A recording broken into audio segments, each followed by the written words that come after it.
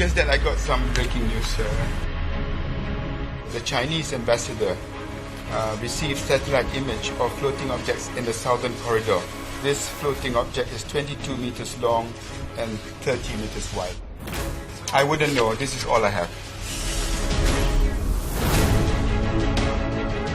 We are here waiting for you 40 days. We want to know what happened, what the reality is.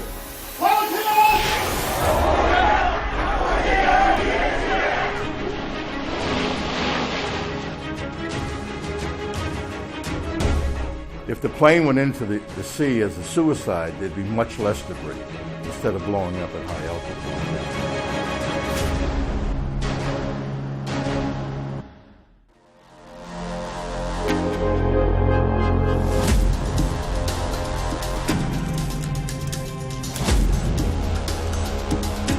Just that I got some breaking news. A handwritten note on a ripped sheet of paper. This is all I have. But the message scrawled on it, potentially a major breakthrough in the hunt for Flight MH370. The Chinese ambassador received satellite image of floating objects in the southern corridor, and they will be sending ships to verify. An unexpected and dramatic development. It took everyone by surprise, including the Malaysian authorities. I wouldn't know. This is all I have. Same area. This is all I have.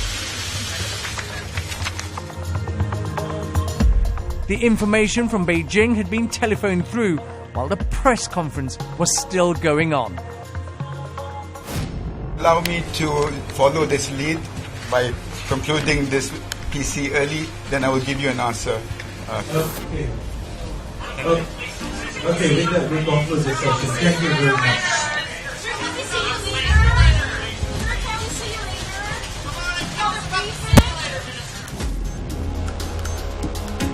And this is the Chinese satellite image. It's distinct. A large object 22 meters long and 13 meters wide.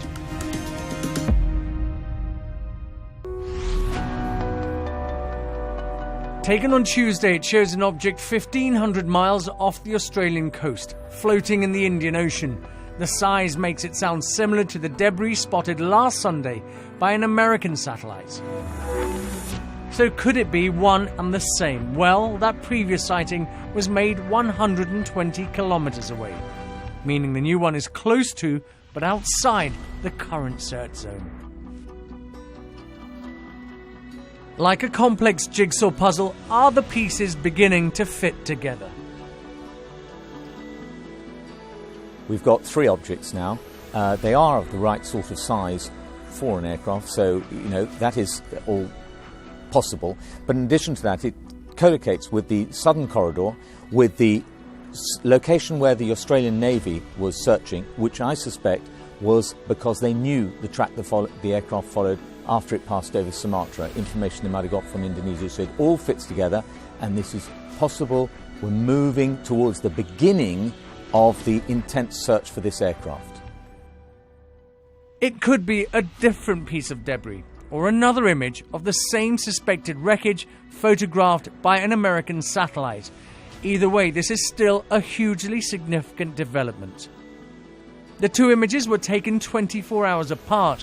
If it's the same object, then its position will show how it's moved over that time.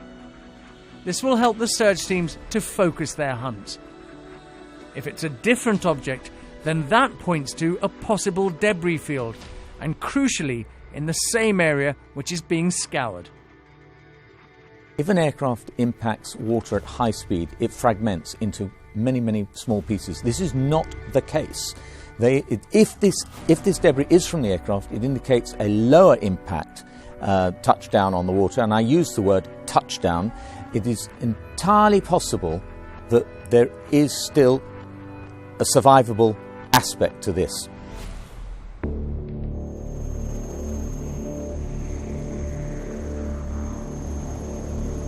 A small flotilla of ships from China is sailing right towards the search area. Crucially, the fleet includes a refueling vessel. This will allow ships to stay out in the ocean for a long time.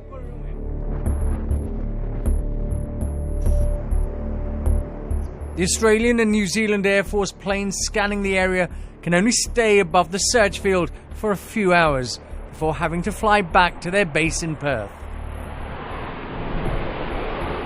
But despite the limitations, they take to the skies at first light, knowing they carry the hopes of hundreds of desperate families.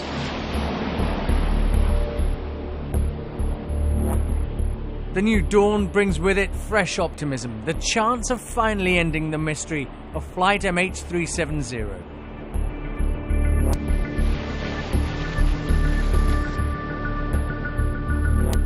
These are skilled aviators, but this is a testing mission, flying low over turbulent waters, waves as high as 5 meters.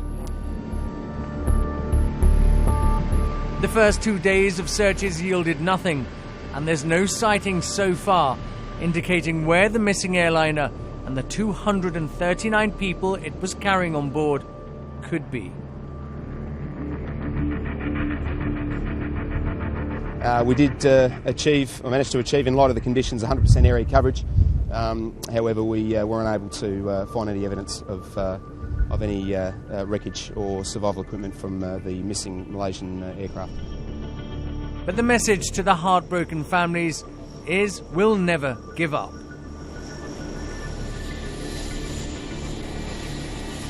It is a very remote area, but we intend to continue the search until we're absolutely satisfied that further searching would be futile, and that day is not in sight.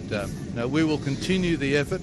We'll continue to liaise with our international allies in this search, but at this stage we are planning for it to continue indefinitely. This is now one of the biggest international searches ever undertaken.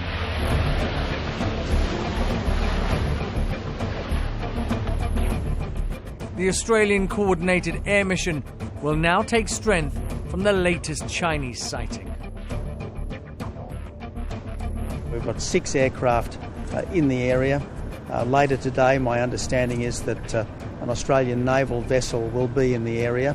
As some of you know, there are aircraft and vessels from other nations that are joining this particular search because, tenuous though it inevitably is, this is nevertheless credible evidence.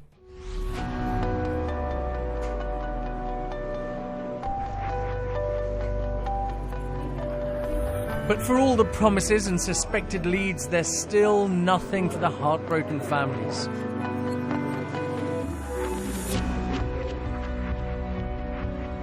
Their loved ones have been missing without trace for 2 weeks.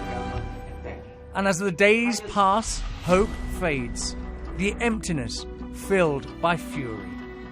You can't go! You can't leave here! Listen now, we are here, waiting for you 40 days.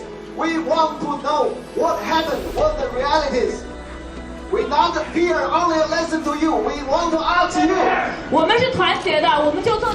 We are united. We just sit here, wait for them peacefully, and ask them to give us an explanation, okay? Give back my relatives. Tell the truth. They are lying. We still don't know if our relatives are alive.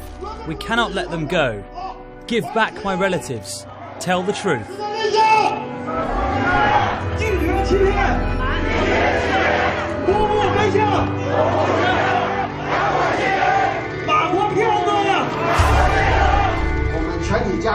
All the families agree that the Malaysian government has been delaying, concealing and cheating us. They have been fooling the families of the people and the whole world. We request the Malaysian government to tell us the truth and give us back our kin. The Malaysian authorities have been heavily criticised for their handling of the crisis. The Chinese families think the truth is being covered up. Today their plight was acknowledged. I know the roller coaster has been incredibly hard for everyone, especially for the families. We hope and pray this difficult search will be resolved and bring closure to those whose relatives were on board.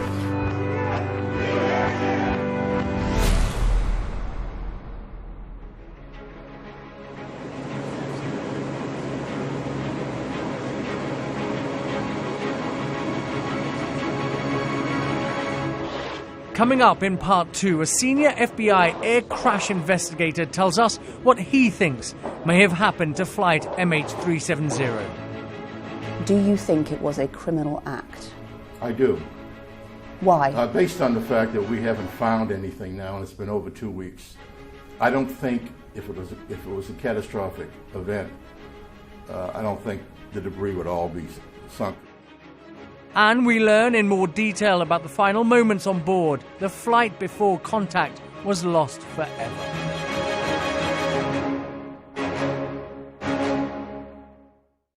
It's just that I got some breaking news. The Chinese ambassador received satellite image of floating objects in the southern corridor. This floating object is 22 meters long and 30 meters wide. I wouldn't know. This is all I have. We are here waiting for you 40 days. We want to know what happened, what the reality is.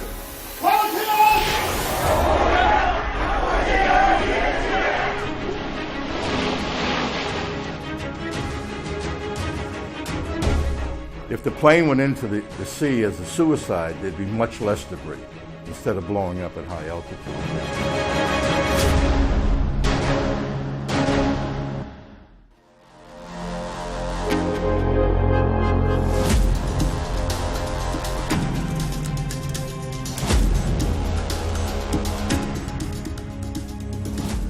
2 satellite images taken 24 hours apart. Do they show wreckage from Flight MH370? If this is material from the Boeing 777, then we will be closer to knowing where the plane could be and discovering the fate of the 239 people on board. But the suspected wreckage will also help air crash investigators begin to understand why the jet failed to reach its destination.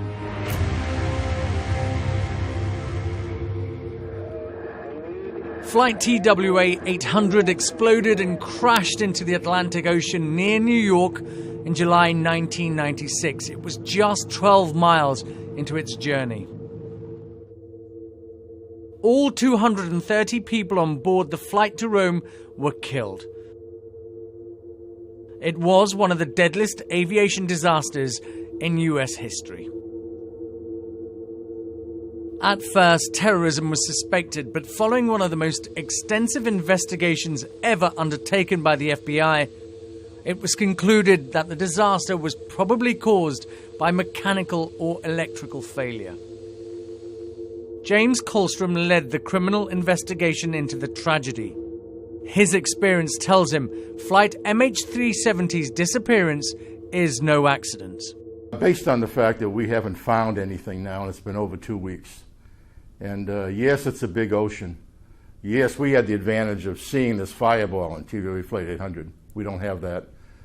But, you know, with the assets that have been put out there, all the aviation assets, the overhead satellites of many nations reporting on this, I don't think if it was a catastrophic event, I don't think the debris would all be sunk, because some of that debris floats no matter what you want. You know, it's plastic and it's honeycombed, and you know, you can't stop it from floating. If the plane went into the sea as a suicide, there'd be much less debris instead of blowing up at high altitude. But I just don't see how it's possible that there was some fire aboard the plane, or there was some mechanical failure that kept it flying. You know, if it was flying on an automatic pilot, it wouldn't be changing altitude, it wouldn't be going left and right, making 90-degree turns, dropping altitude to 5,000 feet. You know, somebody was flying that airplane. Early suspicion fell on the Malaysian flight's captain, 53-year-old Zahari Ahmed Shah. He's a vastly experienced pilot with more than 18,500 flying hours under his belt. He was a volunteer in the community program that I organized. At the end of the program, there was this guy helping to stack chairs to clean up that place. And not having met him before, I asked, who is this man? And I was told he works for Malaysian Airlines. I went to say thank you to him, and he introduced himself, giving me his name card. And when I saw he was a captain of a 777, you know, that's the kind of humble person that Captain Zahari is. His first officer was Fariq Abdul Hamid. He's 27 years old and joined Malaysia Airlines in 2007. He was fairly new to this model of aircraft, a Boeing 777. CCTV shows the two men going through security on their way to board the flight that evening. We're told they did not specifically request to fly together.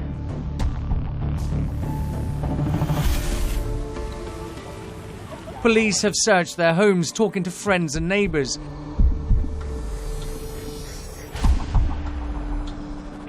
And they found this simulator in Captain Zahari's house. Investigators say that some data on it has been deleted. Could the flight manifest hold the answers?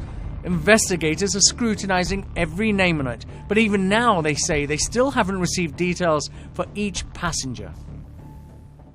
I want to know everything about them. I want to know who they are, what they stand for, who they talk to, what do their telephones say, what does their hard drives and their computers say. We really want to know an awful lot about them. You know, do they show up on any criminal list anywhere in the world? Do they show up on any, counterintelligence list? Are they associates? This transcript, obtained by the Telegraph, appears to show a routine exchange between MH370's pilot and Malaysian Air Traffic Control. Just after 20 to 1 in the morning, MH370 makes contact with Air Traffic Control, saying they've left the airport. The exchanges will be familiar to every commercial pilot, nothing unusual. 40 minutes into the flight, as the plane leaves Malaysian airspace, Air Traffic Control asks MH370 to contact Ho Chi Minh City. The plane acknowledges and says goodnight.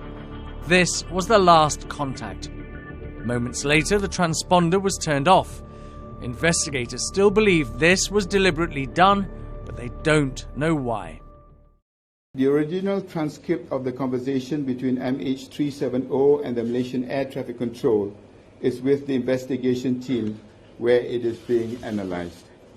As is standard practice in investigations of this sort, the transcript cannot be publicly released at this stage.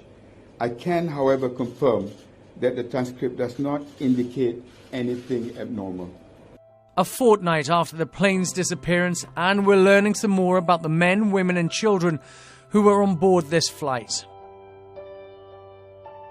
Chandrika Sharma was heading to Mongolia via Beijing to attend a United Nations meeting on food and agriculture. Her husband and daughter are inconsolable. These have been very anxious moments. The family is being updated while what the Malaysian Airlines said, that don't believe any news channel, don't believe the press, just believe what we are telling you. And they do hold their press conferences, and really there's been no outcome out of it. It's been a fair amount of agony in that, being anxious. I mean, we've heard so many stories since the beginning of the whole incident. I mean, it was it's been changing every day, and everybody's anxiously waiting. The youngest passenger is 2 years old, the oldest 76. 7 of them are children yet to reach their 5th birthdays. 26-year-old Yu Wen-Chao is originally from Mongolia. He moved to study business at Hull University in England. He went back to see his girlfriend. Mukdesh Mukherjee and his wife, Xiaomo Bei, had been on a beach holiday together in Vietnam. Their 2 young sons are waiting for them at home.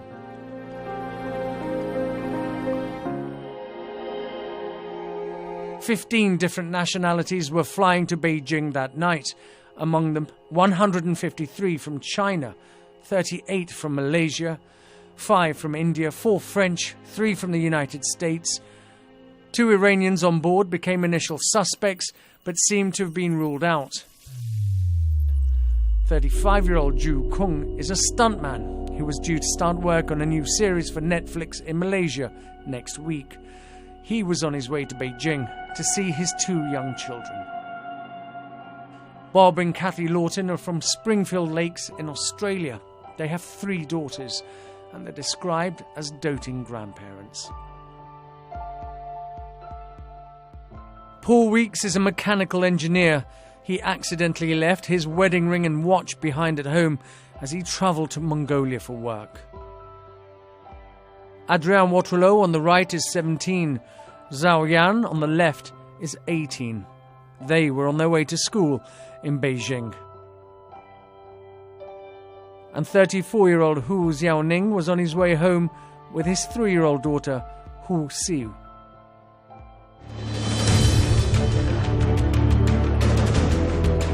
Two weeks on and we still do not know where these missing passengers are, but we have 2 separate images that could be wreckage from the missing airliner. My biggest concern is that if we are not able to identify the debris, having to go back to the 2 corridors is a huge and massive area. This is unprecedented. I've spoken to so many experts. I've spoken to nearly every leader in the world, and it's unprecedented in the scale in which the search and rescue is being done, but it's also unprecedented in the complexity in which we have to work in moving forward. Now that is something that I find perplexing, not frustrating, because I'm determined to continue. A massive international search is underway. From the air and on sea. Everything possible is being done to find clues to help solve one of the greatest aviation mysteries of modern times. But each passing day brings more heartache for the families, waiting to see their loved ones finally come home.